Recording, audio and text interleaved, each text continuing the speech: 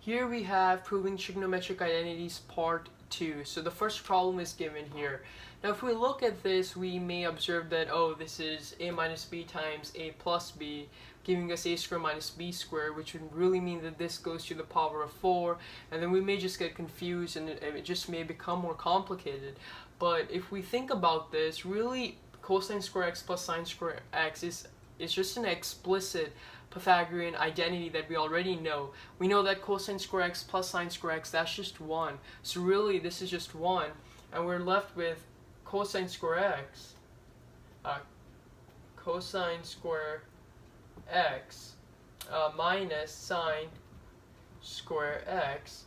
Now that is equal to 1 minus 2 sine square x. And really, again, we know that this is a more simplistic side, so we don't want to alter this. It would be better for us to alter this and to convert this into a form that looks more like this. So now we have this, and looking at this, we know that we have sine x here, and we don't have any cosine, so it would be better, and it just makes sense that we should convert cosine x somehow into sine x. And if we think about this, we know this identity that cosine square x plus sine square x, that's 1. So cosine square x is really just 1, and we move the sine square x, it's just really 1 minus sine square x. So cosine square x is 1 minus sine square x. So we have this, and then we're subtracting another sine square x. That should give us 1 minus 2 sine square x. And now if we think about this, clearly we are subtracting 1 more. So we have 1 minus 2 sine square x is equal to 1 minus 2 sine square x.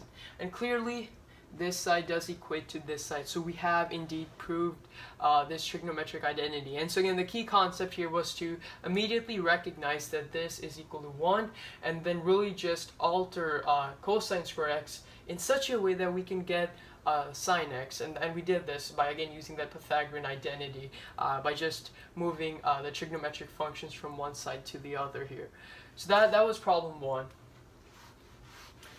Now for problem 2, the problem 2 I have is sine x times by cosecant x minus sine x is equal to cosine square x. And clearly, again, this side is more simplistic. Again, it could be on this side, left hand side, right hand side, doesn't matter. We're looking at the one that's more simplistic and not changing that side at all. So let's just look at this side and see what we can do here. So we have sine x, and using the distributive property here, sine x times cosecant x. Cosecant x is really just 1 over sine x, and if we have a reciprocal being multiplied by the original value, that just gives 1. So if this is 1 over sine x, this times this is just 1 minus. So we originally multiplied sine x by cosecant x. Now we multiply sine x by sine x. That's just sine square x. So this should equal to cosine square x.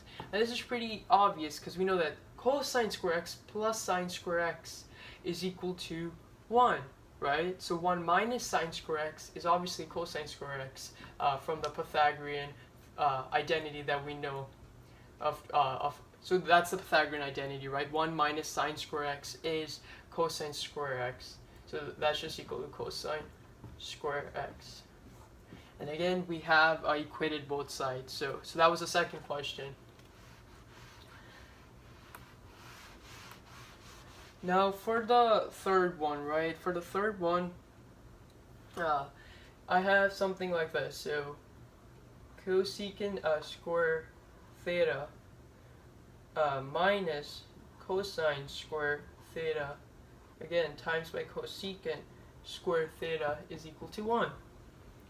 So now let's look at this a little bit more carefully. Really, we know that cosecant square theta is common, so we can really factor this out. Cosecant square theta, we know that this is 1 minus cosine square theta. That should give us 1. Now looking at this, again, we should immediately recognize this is the Pythagorean identity, really. So this 1 minus cosine square theta is sine square theta. So if we have cosecant square theta times by sine square theta, does this equal to 1? And really it does. And there's no doubt about this because we know that cosecant is the reciprocal of sine, and there's a square here. That doesn't matter really because if you think about this, is really just 1 over sine theta times 1 over sine theta. That's 1 over that's just 1 over sine square theta, and 1 over sine square theta times sine square theta, obviously they cancel off and you're just left with 1. So really after this step, if you want, you could write this as 1 over sine square theta times by sine square theta. That should give you 1, and indeed it does. So that's the third question here.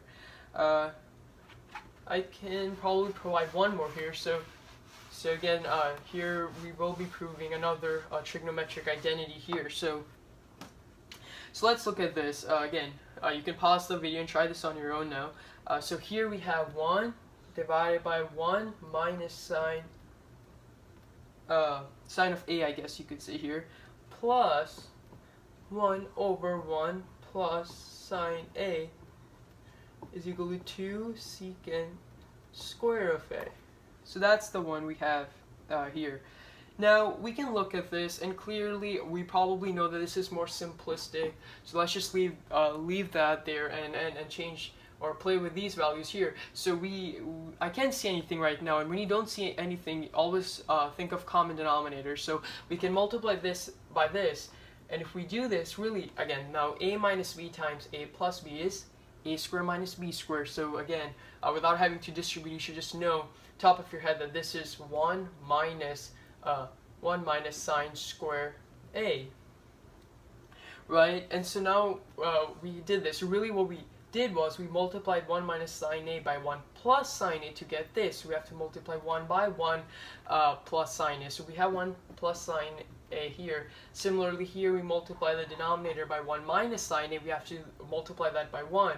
So that would just be plus 1 minus sine a, right? And so these are the values we have. And again, you want to set this to 2 secant square a, right? So now this is what we have here. So we can obviously simplify this, and just the numerator itself, 1 plus 1 is 2, and sine a minus sine a, that's just 0 obviously.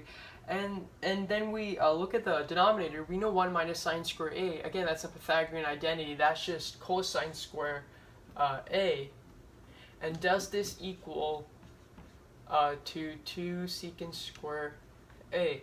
So if we think about this, we can just write this as 2, and really it's divided by cosine square a. So if it's divided by cosine square a, if cosine square a is in the denominator, really we can just use its reciprocal and place that in the numerator, and so obviously its reciprocal is secant square a. The reciprocal of cosine square a is secant square a, so that's just 2 times secant square a is equal to 2 times secant square a. And again, we have proved the trigonometric identity here. So thanks for watching.